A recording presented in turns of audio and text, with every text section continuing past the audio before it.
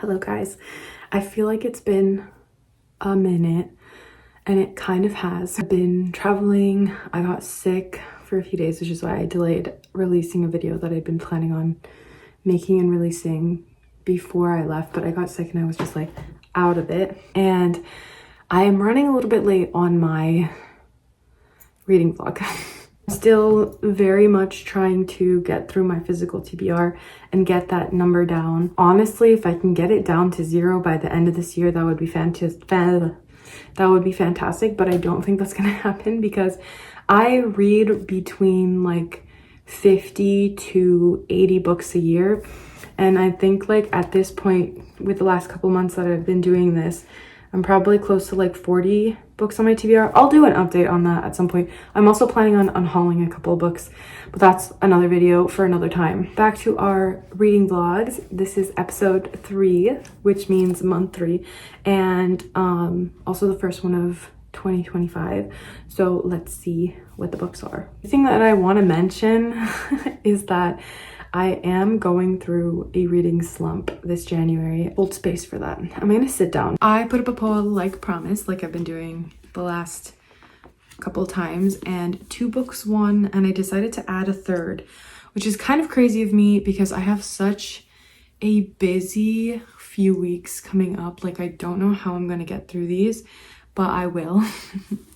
Like I plan to, otherwise I'm actually gonna get rid of the books, some of the books in this list. So we have 3 books on our little docket. Should I go in order of like what I'm most excited about?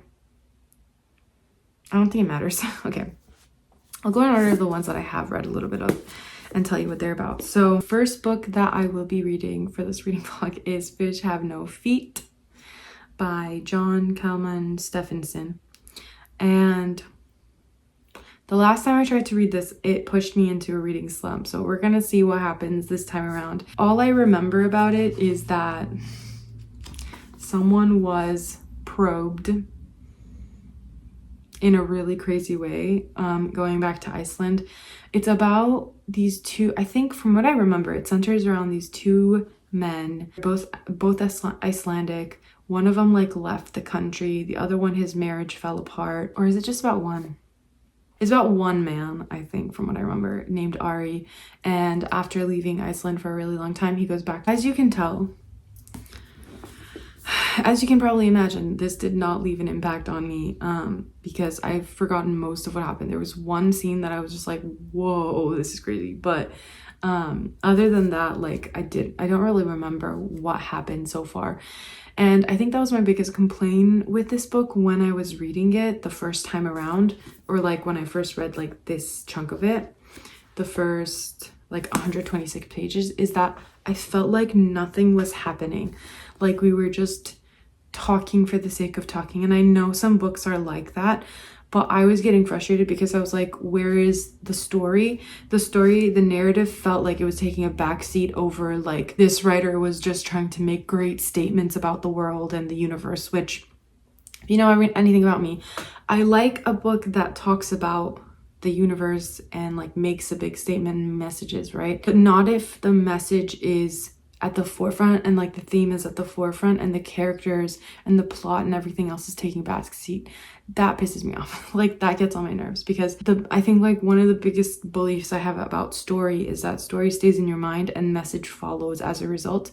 And if you center a message or a theme in a book, a lot of times not only are people going to forget the message and theme, but they're going to forget the story because like you're obviously not putting that much importance on it. We'll see how I feel about this a year after I started it, because I literally started reading this January of 2024 and I DNF'd it, but I left my bookmark in to see if I could give it another chance. I might just give up on this book. Actually, I don't want to have that sentiment going in. I will try to finish reading this book and be fair and not take my previous feelings about it into the book. I did read Kafka on the Shore and I survived, so I don't think this could be that much worse. Although Kafka on the Shore was like, it had good stuff in it. This one was just boring so far.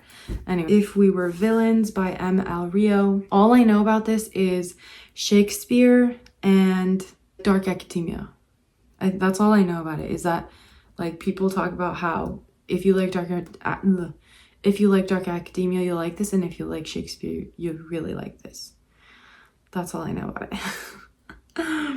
We will find out what this is about together through the course of this video. And then finally, this is a book that I've been wanting to finish for a really long time, that's been taking me a while through literally no fault of the book, because I genuinely think this is so well written. There have been some books that I've been reading that have been taking me a lot longer than other books, and I think that part of it's because of the overwhelming feeling of despair that you sometimes get. I'm probably being so dramatic, but also like, I don't know. I just haven't been super intentional with finishing this book, even though it's a good book. Like, objectively, the writing is amazing. The story has been going so well. Like, I'm interested to know what happens. I just haven't been following through with reading it. So yeah, I say all that to say don't judge the book based off of my incapability of reading it, because this one I can say with confidence, it's not the book's fault. Fish Have No Feet, it's the book's fault. Okay. Enter Ghost by Isabella Hamad. This is an amazing book. So far, I think I'm like halfway through it. Yeah, I'm halfway through the book, and it is about this girl who goes to visit her sister in Palestine, and she's kind of contending with returning her to her homeland after it's been changed so much, and she's changed and her life has changed, and kind of reflecting on that. Main narrative is that she is she's an actress, and when she goes back to Palestine, she gets involved in a play there, and they're doing Hamlet. They're doing Hamlet. They're acting Hamlet. The amount that I've read, I've just loved it so much. I think it's just that the content has been sometimes a little bit like stress inducing. I don't know. Our candidates for this video, for this round, I think I'm definitely gonna start with Enter Ghost, because I don't want to be super annoyed with this one, and I don't want to start If We Were Villains, because I've already, like, you know what I mean, like If We Were Villains is the only one that I haven't started reading, so I want to leave that one for last. These are the choices, the candidates. I'm trying to be so fair to Fish Have No Feet, but let's hope that it's not going to be my first DNF of this series / the year. So come along with me.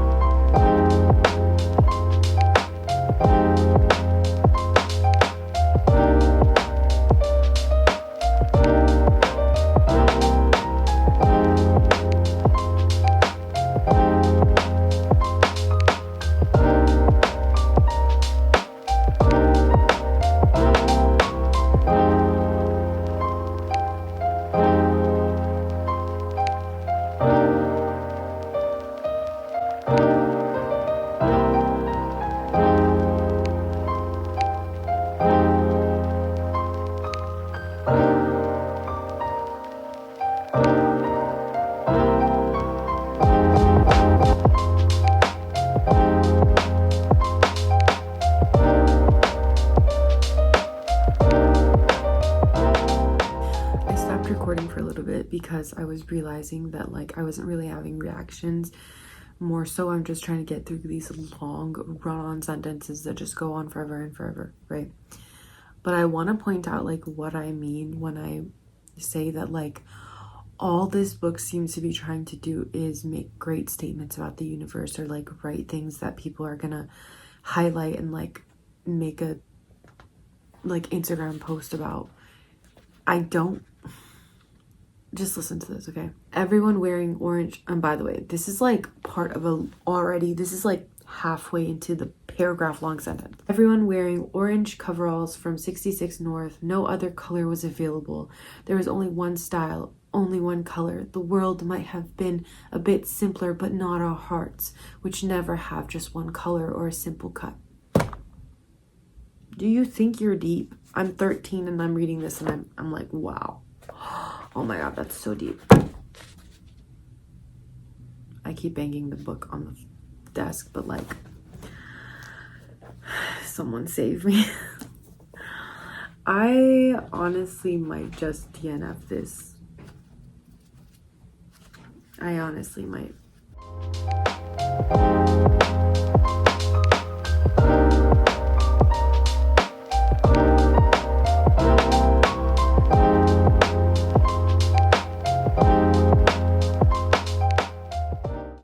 today. I am going to DNF. I got to page 207.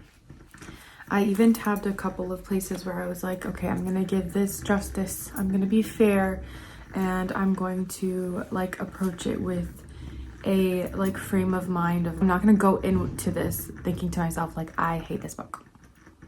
I don't hate this book anyway. What I will say is that I am just not the audience for this. It's just not for me. I'll talk about it more later on in the vlog at the end when I'm rounding up the 3 books that I picked.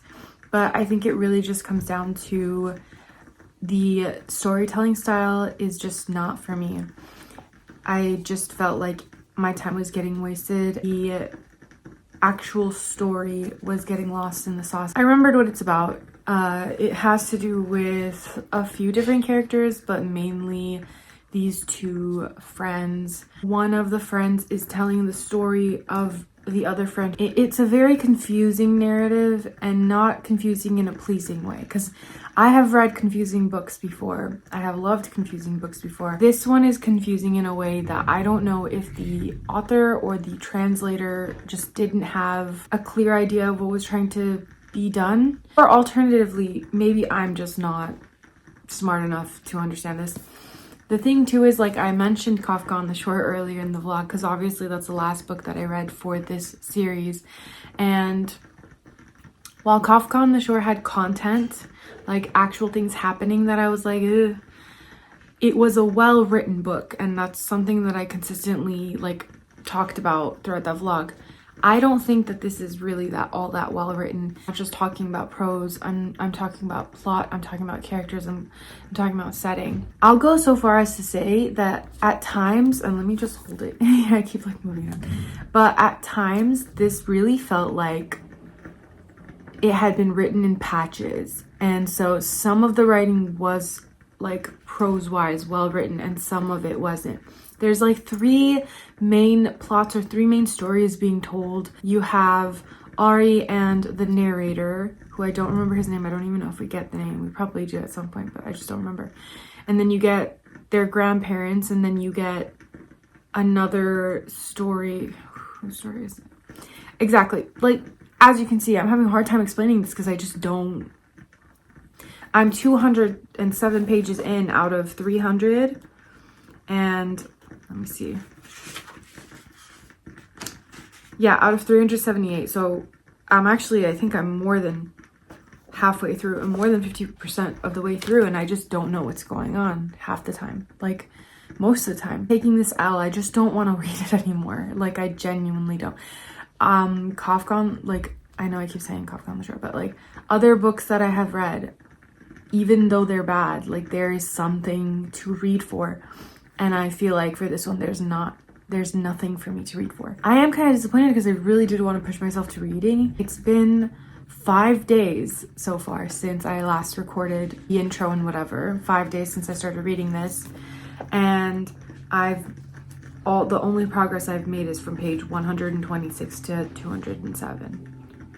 Like 206, you can even say. I don't know, it doesn't matter. How many pages is that? 80, 90 pages? In 5 days, just have not been picking it up and have had so much internal resistance to picking this up. So we're gonna take out the bookmark together.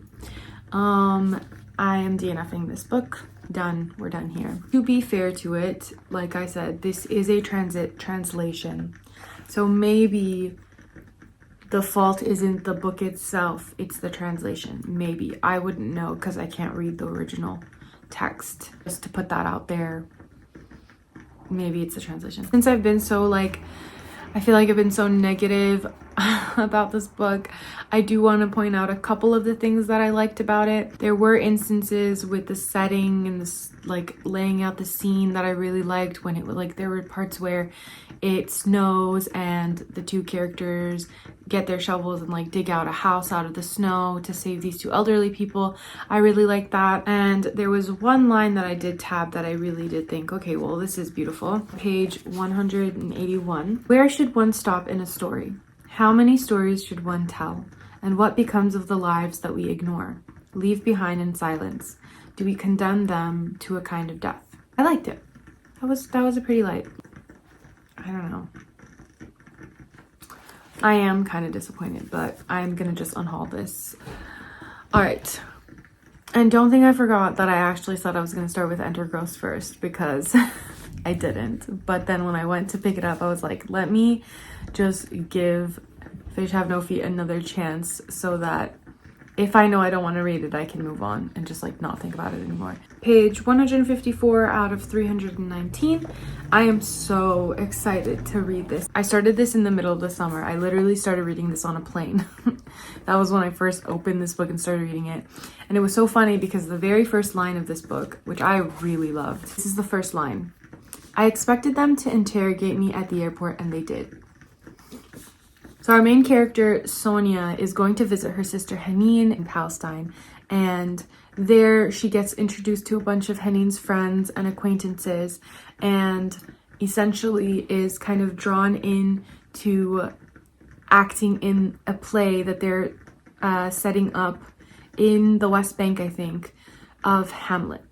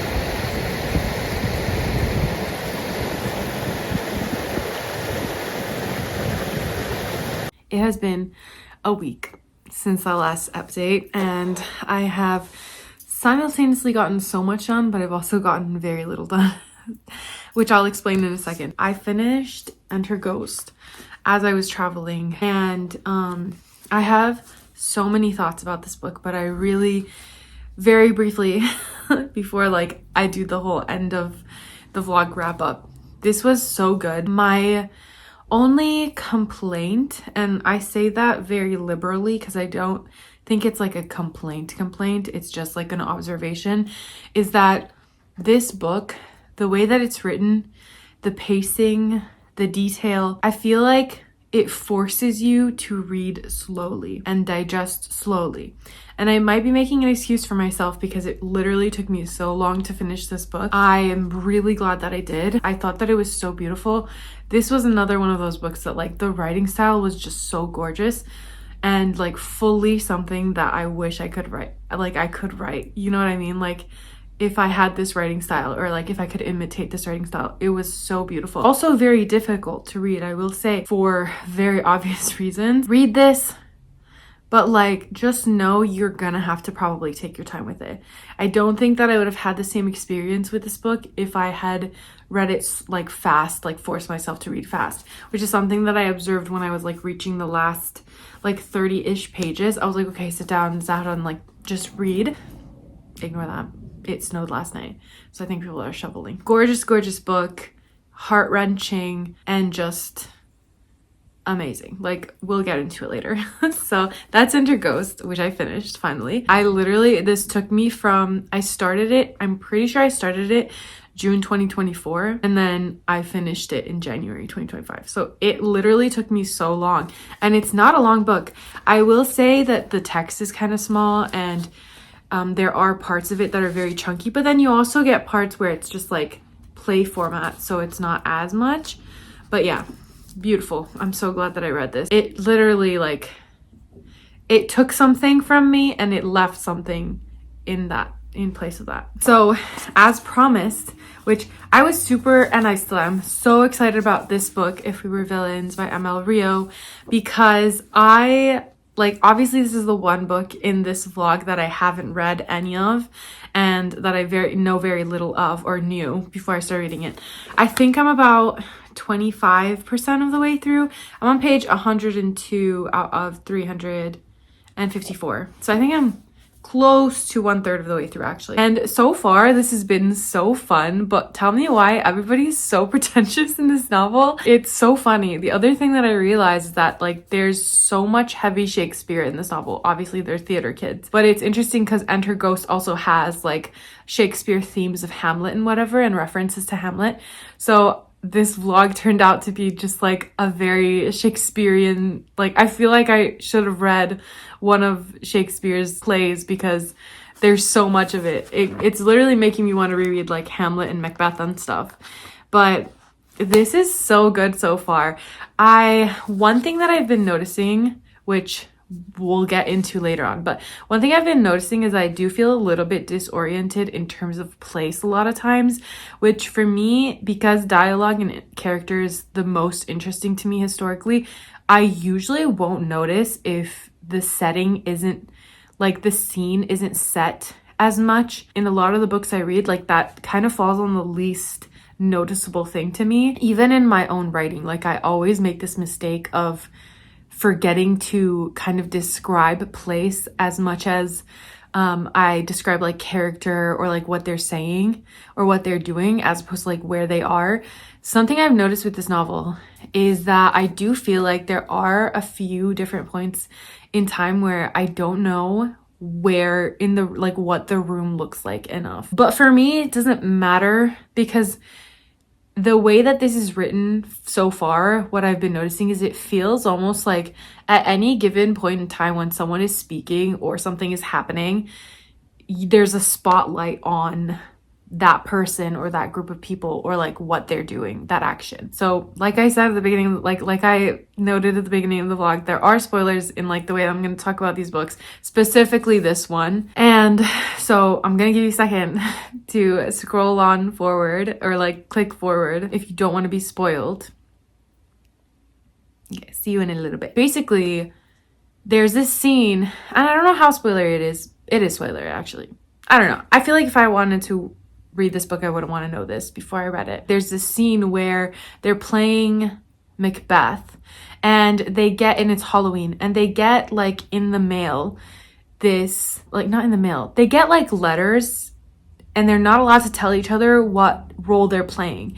And one of the characters, Richard, who is like so intense, like he's scary, but he gets a role that he's not satisfied with, and you can tell kind of immediately that he's not satisfied with it because he's like having an attitude and whatever. So there's like a lot of tension building between the different characters, because like they can tell something's off, but they can't talk to each other about the fact that they were assigned different roles than they like wanted necessarily. There's like, I don't know, it was so crazy. Like the way that the play is described was so visceral. Like I didn't know what was going on beyond what I was being told, like, is happening right in front of my face, like, metaphorically or whatever.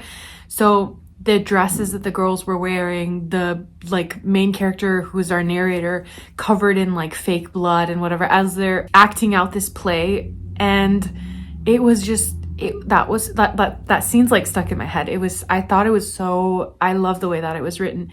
And yeah, and then after that party, like, something so crazy happens, which they view as like the turning point, or the main character views as like the turning point in their relationships with the other characters and whatever. Really cool so far. The other thing that I've been noticing is that, like, just like similar to Enter Ghost, there are moments where like they like it kind of, the writing changes from like narrative, like novel to play almost. And so it'll be like me colon says something, Philippa colon says something, instead of just being like she said or she whispered or she whatever, which I think is also really cool. I've noticed that I've been noticing more and more as I'm reading that I really like when books play with the like rules of writing and the different genres, that it's very like experimental. I think that's so cool, especially when it's done well. Like I think it really adds to the novel. And then the last thing I'll say is like it opens up with him in handcuffs in jail and you're just like, why are you here? Like and it's so funny because I saw this video a year or two ago probably now where someone was like joking around. If I find it, I'll like put it in here. If we were villains, what an interesting name. If we were villains, I don't know if I'd say if in this circumstance. I'm like, clearly crimes were committed, that's why he's in jail. I just want to know what those crimes are. And I'm like, is it murder? Like that would make the most sense considering everything that's happened up until this point, and we're not even like halfway through. I'm like, somebody's gonna kill somebody, but I just want to know who. And then I'm like, did Oliver kill somebody? Because like he doesn't come off as like murderous. He comes off as angry. Like he's angry when people do things, when Richard does things, like they all are, but he doesn't seem murderous. Like if anything, there are other characters that I'm more suspicious of than Oliver, so which is our main character. So we'll see. I'm gonna sit and read a little bit more. I will check in with you guys later on.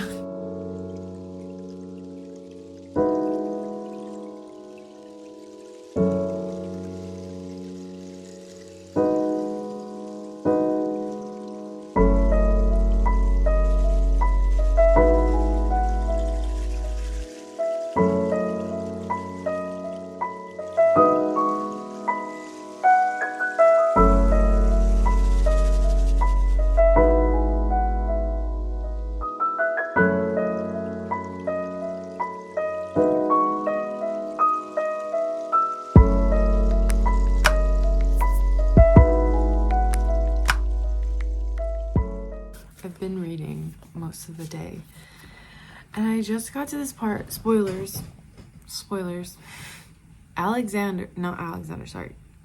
Richard has been acting like crazy, like abusive level crazy, beating everyone up, bruising everyone up. Literally there's 7 people. I think at least 3 or 4 of them have been bruised badly. And he was like drinking really badly the night before, and something crazy happened with Meredith and our narrator, which that was kind of crazy, guys. We'll talk about that later, but he's in the water and he's like beat up, like his freaking face is like freaking in, like mashed in, and they think he's dead, and then he like breathes. And James, which it's crazy because James and Richard have been like fighting and beefing. Alexander's like, wait guys, let's talk about it before we save him. What? Like, I mean, like, yeah, I know Richard's been acting crazy, but also we're just gonna stand here and let him die? This is crazy. Alexander's like, let's have a conversation first. I'm like, he's literally gonna die while you're talking. This is so nuts. Hello. Still reading If We Were Villains. I know I mentioned earlier in the video how I'm going through a reading slump, and even though like I feel like I'm going through a reading slump, right? But I'm still reading, and I think it's because like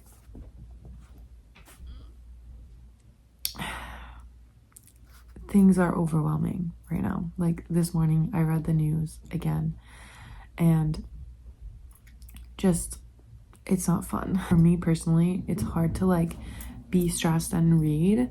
I know a lot of people read to be able to not stress, but for some reason like it's really hard for me to get out of that like loop. So I need like some rest before I move on to the next thing. So anyways, reading this is like a very fast read.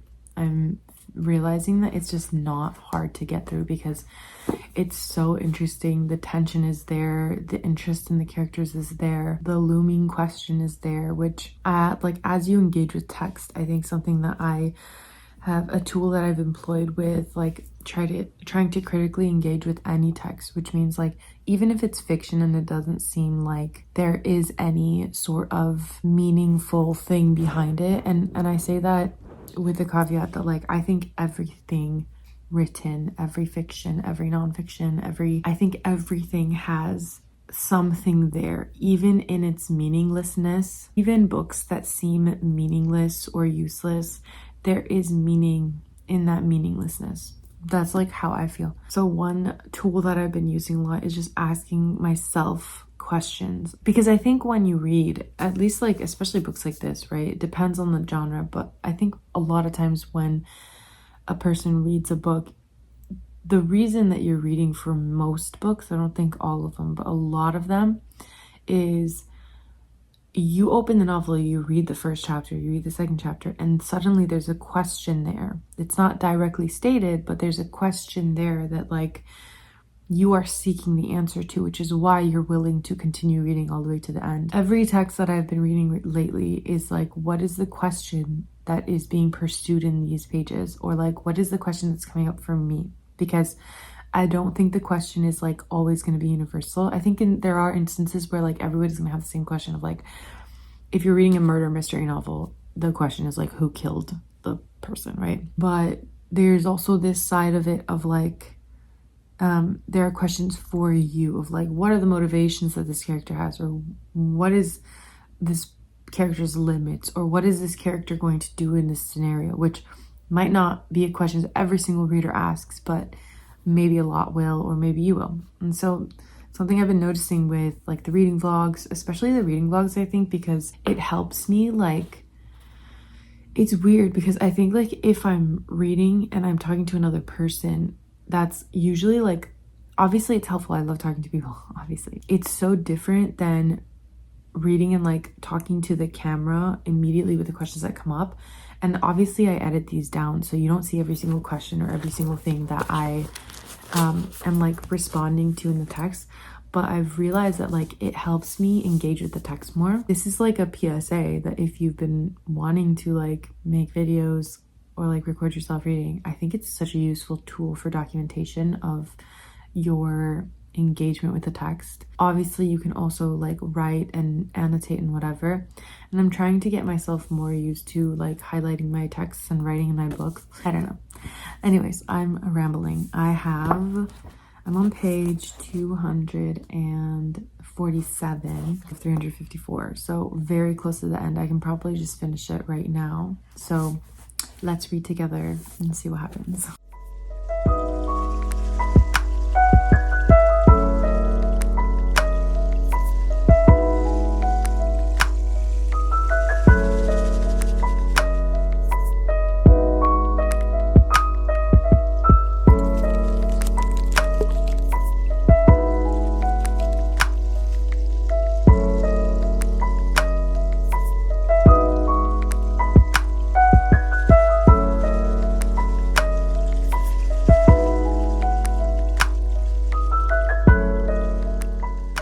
Oliver ran away from his house and went to stay with Meredith, and Meredith's whole family, other than one brother, Caleb, have left. They went to Canada for like the holidays. It's so funny because they're talking about how they have one semester left and they're not entirely sure what's going to happen after that point. And I'm just like, me too. Oliver wants James so bad. Like, him being like insanely jealous of Ren. But the dynamics of these people is so crazy. Like, it's actually so crazy.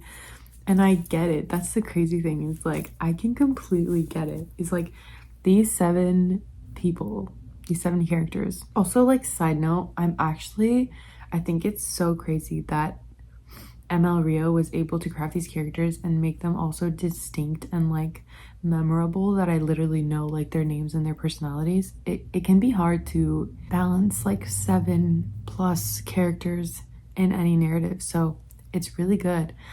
but also the whole dynamic of like these 7 people very much being entwined and emotionally as well as physically like entangled is just so, it's so juicy. Like I'm literally having so much fun. This is so fun. Anyway.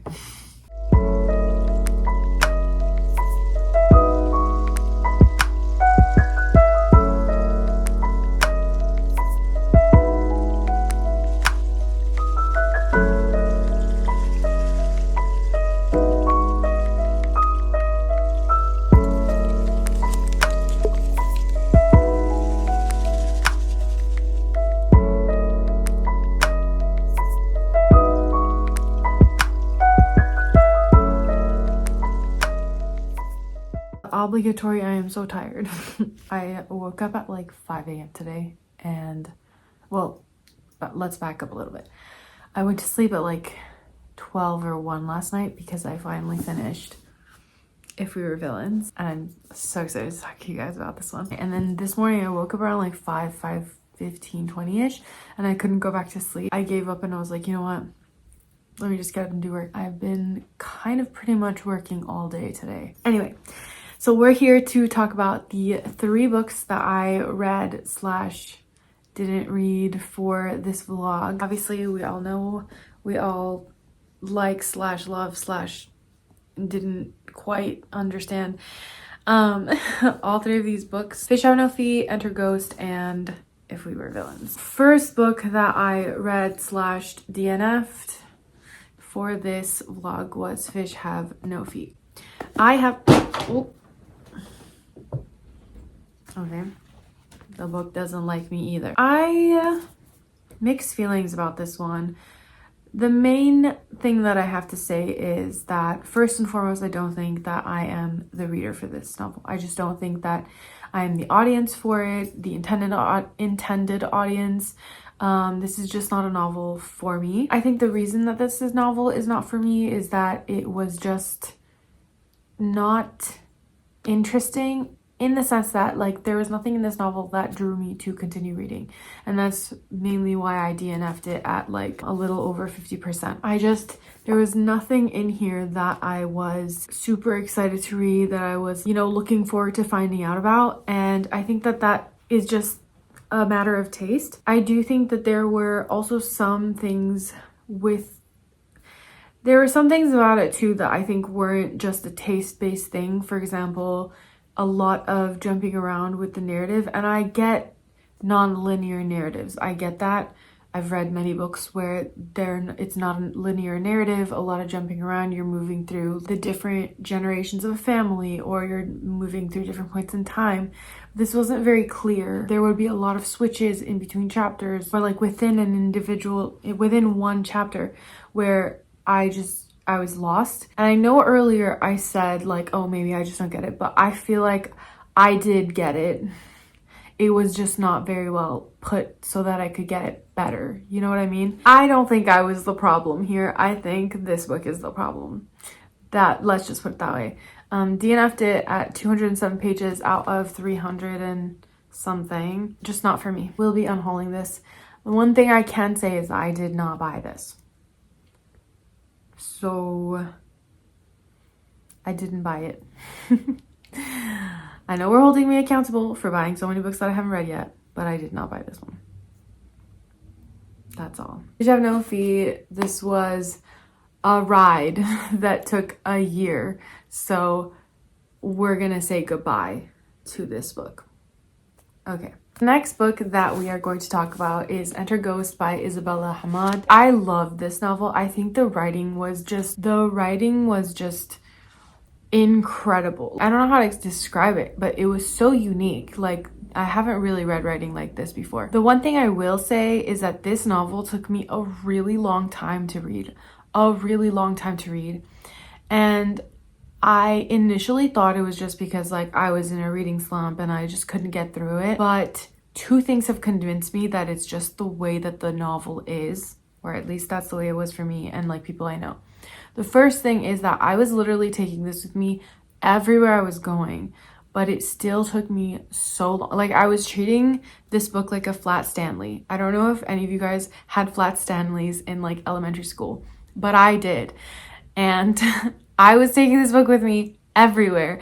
I took it with me to Iran. I took it with me to Oman. I took it with me to England. I took it with me to various trips that I went on in 2024. The only thing that I, like, at a certain point towards the end of the year, I was like, I'm gonna stop taking this with me everywhere because I'm clearly not like reading it fast enough, or like I'm not even, like, I'm maybe reading a page or two. And I think that that's just simply because this book is slower paced than other books that I've read faster, and it demands to be read slowly. I genuinely think that it wouldn't have stuck in my mind and become so like important in my brain space as it did if I had just read through it really fast. I'm glad that I took my time with it. Based on my own experience, I would say if you're gonna read this, prepare to take a while. Unless you're like super fast reader, I don't know what your circumstances are, but prepare to take it a little bit slow. I suggested this to my friend. She'd been like planning on reading and stuff, and she started reading it a couple weeks ago, I think. And she was telling me that she was experiencing the same thing of like, this took her a while and has been taking her longer than like other books to read. And we both kind of agreed so far, that's just the way that this book is. It's not a fault in my opinion, but I can like understand if other people don't want to read a book that like takes you time to read. I'm so happy I read this, and I'm so happy to have it on my shelves. This is definitely something I'd want to revisit, but I feel like I'd have to revisit it at a certain time. I just don't know how to explain that aspect of it, but love this book. If you're looking for a recommendation by like Palestinian authors specifically, this is one that I would fully recommend. Finally, last but not least, we're gonna talk about If We Were Villains. This book was so crazy. Guys, this was so crazy. This was so crazy. I had to back up because like, what was this? When we found out what happened in the final exchange between James and Oliver, and what James said, I knew where it was gonna go. And I still didn't want to believe it. If they would have kissed, everything would have been fine. I will say, something I loved with this book is that like, I feel like she brought yearning back a little bit. You know what I mean? And I say that like with the caveat that it felt like most of the characters were kind of yearning for / like into each other, because it was a weird dynamic. Like, it was a weird dynamic. Like, I did not see certain dynamics, and I keep saying dynamics, but I did not see certain events coming. Like, that scene, okay, spoilers, okay? If you haven't read the book and you're planning on reading it, I say skip forward to where we're picking the next books for the next month, okay? That scene where Gwendolyn is like...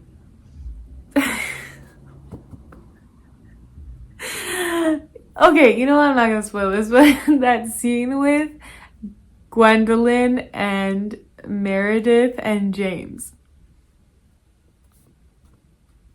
That's all I'm gonna say, guys. That's all I'm gonna say. This was so good. This was so good. This is the dark academia that I wanted. This was the dark academia that I wanted. What was the other one that I read that I was kind of like, I liked it, but I was disappointed in it comparatively? Atlas 6. This is what Atlas 6 wanted to be. Okay? Skip Atlas 6. Go for this. There's no fantasy in this one, but oh my god. Let me just take you through a little ride with me. I love these little pretentious people. Okay, let's just... Oh my god. Guys, I'm tweaking out. I'm not gonna lie, I'm tweaking out a little bit. Like, just listen to this. They're talking about like math and poetry and language and blah blah, okay? You can't quantify humanity. You can't measure it, not the way you mean to. People are passionate and flawed and fallible. They make mistakes. Their memories fade. Their eyes deceive them. Oh my god, this other line. Look, this is just one sentence, but I was just like, highlight. How tremendous the agony of unmade decisions. And then I tabbed. And then I tabbed the scene with Gwendolyn and James and Meredith. Guys. Anyway, I thought this was so great. Like, this is going to be in my list of like best books of 2020, best books that I read in 2025. I feel like screaming. I didn't even tell you guys what this is about. So basically, this is about 7 students. They're in like a theater school in Illinois, and they're in their 4th year. It's very intense because their degree is like so difficult and so like exclusive. Every year the student body decreases in number, and these 7 students are the last 7 students that are like standing from, I guess, like when they started in 1st year. So most of their time they literally eat, sleep, breathe, hang out with each other only, and that leads to a lot of complicated relationships between them. Yeah, anyways, I have nothing else to say to this other than you need to read this book if you haven't, because if you love dark academia, if you really loved The Secret History, I would go so far as to say that if Secret History wasn't such a classic in so many ways, this would be my favorite dark academia book. But like, I can't really put anything above Secret History because Secret History is just so good. You know what I mean? There's that. So I'm so glad that I got to talk to you guys about these books. For February, I've decided that I'm going to pick the books entirely for myself. And I think it's because I don't want another fish have no feet situation to come up, although I feel like that's a rare situation anyway. But I have 3 books that I've really been wanting to read, and I think that they're super relevant to the month I'm envisioning myself having. So let's just go through them really quickly so that I can show you what we're doing for February. There are 3 books that I have decided I'm going to read. It's All About Love by Bell Hooks. This is a, I think, collection of nonfiction essays, or just a nonfiction book about love, the different forms of love that exist. This is not just about romantic love, it's about like familial, friendship, etc. Then we have Bird by Bird by Anne Lamott. I've been meaning to read this for so long. Like, every single semester and every single year of my degree that has started, I've been like, I'm going to read this because I'm going to be doing so much writing. And I never end up reading it. And I really want to, especially because at this point I am finishing up work on my thesis novel manuscript, and I've started working on something else. So I really want to read this, see what she has to say.